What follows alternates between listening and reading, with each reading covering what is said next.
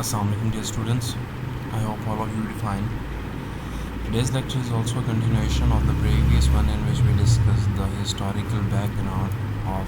the philosophy fascism. Today we are going to further explore the ideology of fascism and its basic characteristics. تو ہم نے پچھلے اپنے lecture میں اس فلسفے کے تاریخی پس منظر کا جائزہ لیا تھا، اور اس بات کا ہم نے اس سے نتیجہ اخذ کیا کہ فاشزم کا بنیادی مقصد اشتراکیت کا راستہ روکنا تھا اور اشتراکیت اور جمہوریت کے ملے جلے اصولوں پر مبنی ایک پائیدار اور مستحکم طرز حکومت تشکیل دینا تھا۔ لیکن فاشزم مسولینی کے اقدامات اور اس کی جارحیت کی وجہ سے ایک بہت ہی برا خیال اور ایک گالی بن کر رہ گیا، اور بہت سے سیاسی مفکرین کا یہ خیال ہے کہ فاشزم کے کوئی اپنے اصول یا نظریات نہیں تھے، بلکہ چند مفکرین کے خیالات کو جمع کر کے اسے فاشزم کا نام دیا گیا، اور یہ خیالات یا نظریات میکیاویلی، ہابس، نیچے، ہیگل اور کارل مارکس کے تھے، جنہیں باہم ملا کر فاشزم کی بنیاد رکھی گئی تھی۔ فاشزم دراصل ریاستی اقتدار اور مرکزیت کا قائل تھا۔ اس کے چند اہم اصول اور نظریات ہیں۔ ان میں سے پہلا ہے کہ فاشزم ایک پارٹی کے اقتدار اور آمریت کے اصول پر قائم ہوئی۔ فسطائیوں کا خیال تھا کہ ایک سے زیادہ پارٹیوں کا موجود رہنا قومی مفاد کے خلاف ہے اور اس سے عدم استحکام پیدا ہوتا ہے۔ جماعت اپنے ہوتے ہوئے کسی دوسری جماعت کا وجود برداشت نہیں کر سکتی، اور اس سے ایک انسیکیورٹی کا ایک ماحول پیدا ہوتا ہے جو کہ ایک پولیٹیکل سیٹ اپ کی سسٹیننس کے خلاف ہوگا، اور اگر کوئی دوسری پارٹی منظر عام پر آ بھی جائے تو اسے ختم کر دینا چاہیے۔ اور اسی طرح سے مسولینی نے اپنے بہت سے جو اقدامات اس نے کیے اپنے اس تقریباً 25 سالہ دور میں، ان میں جو سب سے اہم تھا وہ یہی تھا کہ اس نے دیگر تمام جماعتوں پر پابندی عائد کر دی تھی، اور اس سے ہمیں اندازہ ہوتا ہے کہ فاشزم کا ایک اسپیکٹ یہ بھی ہے کہ اس میں ایک جماعتی آمریت کا نام سب سے زیادہ پرومیننٹ ہے۔ فاشسٹ فلسفی کے جو سپورٹرز ہیں ان کا خیال ہے کہ امن بزدلی، سست دلی اور آرام پسندی کا دوسرا نام ہے، لہٰذا انہوں نے امن کو ختم کیا۔ انہوں نے باقاعدہ یہ اعلان کیا کہ وہ امن یعنی کہ پیس کا ساتھ نہیں دیں گے، اور انہوں نے امن کو ختم کرنے کے لیے اور اپنی جو ٹیریٹوریل ایکسپینشن تھی اس کو مزید پروپیگیٹ کرنے کے لیے انہوں نے مزید اقدامات کرنے شروع کیے، اور انہوں نے کہا کہ جو پیس ہے وہ ایک بزدلی اور آرام پسندی ہی ہے کہ جو ہمیں اپنے جو ڈیوٹیز ہیں ان کو پرفارم کرنے سے روکتی ہے۔ جو تھرڈ پوائنٹ ہے وہ یہ ہے کہ ان کے نزدیک فاشسٹ جو آئیڈیالوجسٹ ہیں ان کے نزدیک سب مملکت جو ہے، جو اسٹیٹ ہے، وہ سب سے اہم عنصر ہے، اور جہاں تک افراد کا تعلق ہے تو یہ ایسی مملکت کے حصول کا ذریعہ ہے، اور ان کا فرض ہے کہ وہ حکومت کی اطاعت کریں، کیونکہ حاکمیت، اقتدار اور اختیارات کی مالک حکومت ہی ہے، اور افراد کو کوئی آزادی حاصل نہیں ہے۔ ان کا تو بس یہ فریضہ ہے کہ خاموشی سے جو فاشسٹ حکومت ہے اس کو ابلائج کیا جائے، اور انہی کے ہی بتائے ہوئے جو آئیڈیاز ہیں انہی کو پروپیگیٹ کیا جائے، اور انہی کے مطابق اپنی تمام زندگی کو مولڈ کیا جائے۔ فورتھ پوائنٹ ہے کہ مسولینی نے ایک مرتبہ کہا تھا کہ میرا کام پروگرام پر عمل کرنا ہے، باتیں کرنا نہیں ہے. تو اس کا یہ کال فاشسٹ جو آئیڈیالوجی تھی اس کی بیسس کا ایک پارٹ بنتا ہے. اور جو فاشسٹ تھے ان کا خیال تھا کہ محض ایک فیتھ رکھنا، ایک عقیدہ رکھنا، خیال رکھنا اور ایک نظریہ رکھنا کہ اس پر صرف یقین کرنے سے ہمیں کامیابی حاصل نہیں ہو سکتی، بلکہ ایسے خیالات، نظریات اور عقائد پر عمل کرنے سے ہی کامیابی ہم حاصل کر سکتے ہیں. یعنی کہ وہ پریکٹیکل یا فزیکل جو ایفرٹ ہے اس کو بھی وہ اہم ذریعہ سمجھتے ہیں کسی بھی ایک خاص سیاسی نظام کے مکمل ہونے میں. اور اس مقصد کے لیے مسلسل جد و جہد کی ضرورت ہوتی ہے، اور اسی جد و جہد اور کوشش پر عمل پیرا ہوتے ہوئے ہی ہم ایک صحیح سیاسی نظام کا حصول یقینی بنا سکتے ہیں. جو ففتھ پوائنٹ ہے وہ یہ ہے کہ فاشسٹ جو انٹرنیشنلسٹ نیشنلزم ہے، جس طرح مسلمانوں میں ہوتا ہے کہ مسلمانوں کو ایز اے نیشن سمجھا جاتا ہے آل اوور دا ورلڈ، تو اس طرح سے وہاں پر جو جغرافیکل یا ٹیریٹوریل جو نیشنلزم ہے وہ بیک فٹ پر چلا جاتا ہے، اور اسے فاشسٹ کسی طور پر تسلیم نہیں کرتے، اور انہیں صرف جو ریجنل یا نیشنل جو نیشنلزم ہے اس پر ہی کا سٹریس ہوتا ہے، اور انہیں صرف اسی قومیت پرستی سے پیار ہے. اور وہ جو جس طرح سے رومن آئیڈیلسٹ گورنمنٹ تھی، یا رومن جو فیروز جس طرح سے گورنمنٹ کرتے تھے، اسی طرح سے وہ ایک فارم آف گورنمنٹ بنانا چاہتے تھے جہاں پہ جو سمبل آف اسٹیٹ ہے وہ extreme level of powers enjoy کرتا ہو. اور اسی طرح سے اور وہ چاہتے تھے کہ اٹلی ایک عظیم اور وسیع سلطنت کے روپ میں سامنے آئے، اور یہی وجہ تھی کہ فاشسٹوں نے کئی ریاستوں کے خلاف جارحیت کی اور ان پر قبضہ کر لیا. سکس پوائنٹ ہے کہ فاشسٹ جو لوگ تھے ان کا عقیدہ تھا کہ اقتدار اگر جبر و تشدد سے بھی حاصل کرنا پڑے تو اس سے دریغ نہیں کرنا چاہیے. اور اسی لیے مسولینی نے لاکھوں رضاکار والنٹیئر فاشسٹ اس نے بھرتی کی ہے، اور انہی کے ذریعے اس نے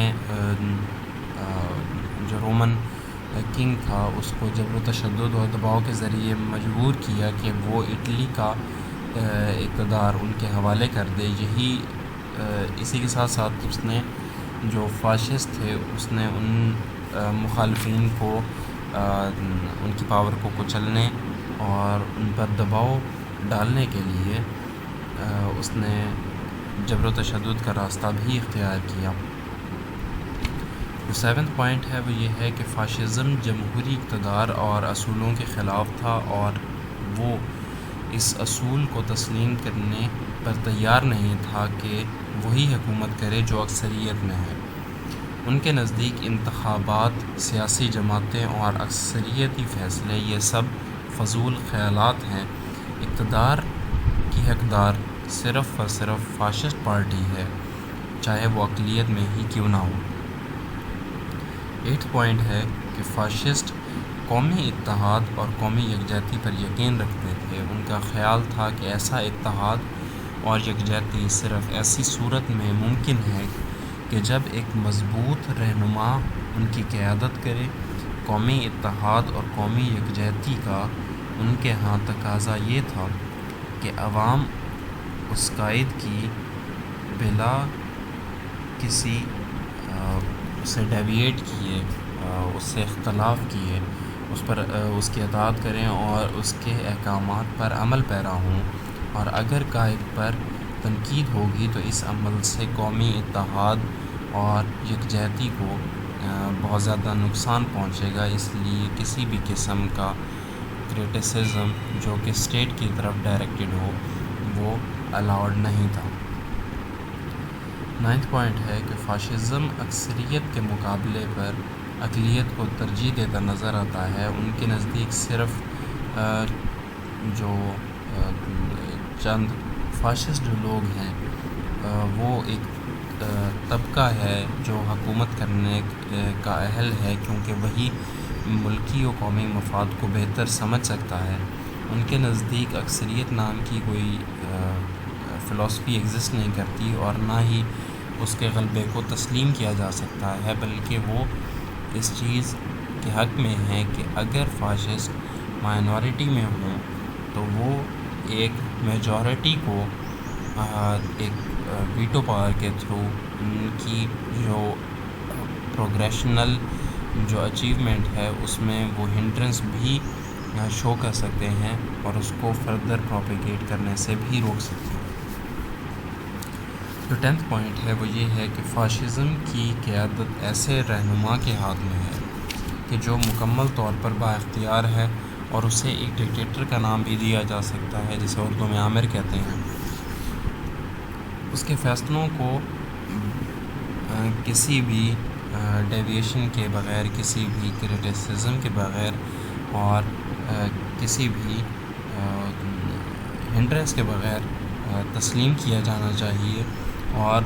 اس کا کوئی بھی جو حکم ہوگا اس کو صادر کرنے اور اس کے احکامات نافذ کرنے کا اختیار ہونا چاہیے، کہ جس کے ذریعے وہ ایک آربیٹریری پاور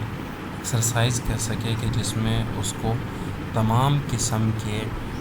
جو سیاسی، معاشرتی اور معاشی فیصلے ہیں ملک کے، وہ ان سب کو اکیلے بھی جاری کر سکے۔ اس پر تنقید نہیں کی جانی چاہیے، اور اسی کو ہی جو اسٹیٹ ہے اس کا ہیڈ سمجھا جانا چاہیے۔ فاشزم کسی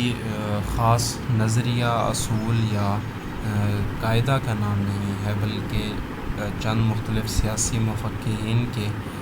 خیالات کو مستعار لے کر انہیں باہم ملانے اور ایک ایسی طرز حکومت یا سیاسی نظام تشکیل دینا ہے جس کا مقصد صرف اور صرف extreme level of power exercise کرنا ہو، اور اس کا مقصد ایکسپینشن ہو، کہ جہاں پر وہ اس چیز کی کوشش کرے کہ دنیا میں ہر جگہ پر ایک fascist form of government set کی جائے، کہ جہاں پر ایک سنگل پارٹی طاقت میں ہو، اور فاشزم ہر معاملے میں جبر و تشدد اور جنگ و جدل پر یقین رکھتا ہے۔ اور فاشسٹوں کا یہ بھی عقیدہ تھا کہ اٹلی کو ایک ایکسپینڈڈ ایمپائر کی حالت میں اس کو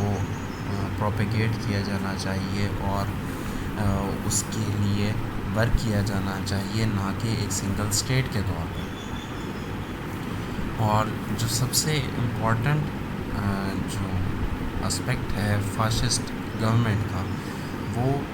یہی تھا کہ انہوں نے جو رومن کیتھولک پوپ کے انڈر جو بھی فارم آف جو بھی رولر جو سلیکٹ کیا جاتا تھا، اور وہ اپنی اسٹیٹ کا ایک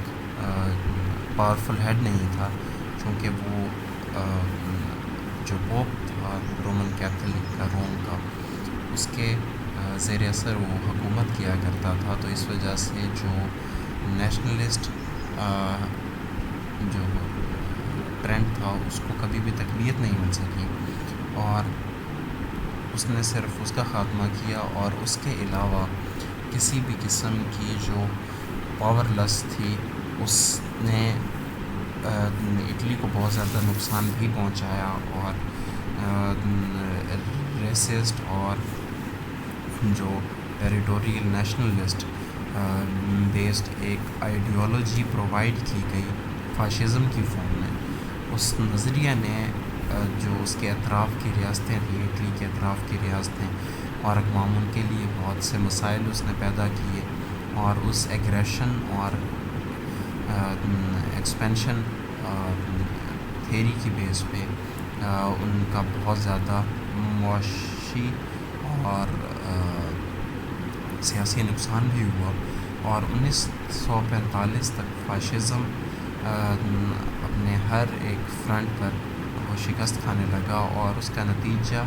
یہ سامنے آیا کہ فاشسٹ پارٹی کے اہم رہنما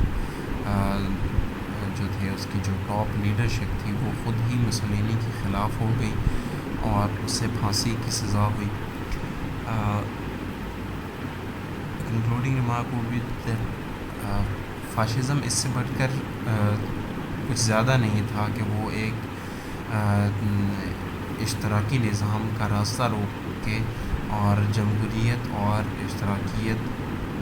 کے ایک بلینڈ کے تھرو وہ ایک فارم آف گورنمنٹ بنائے، لیکن بہت ہی ریپڈلی جو اس کا جو اتھارٹیرین یا آربیٹریری رول ایکسرسائز کرنے کے لیے جو ڈکٹیٹوریل فارم آف گورنمنٹ وہاں پہ کنسٹرکٹ کیا گیا، اس کو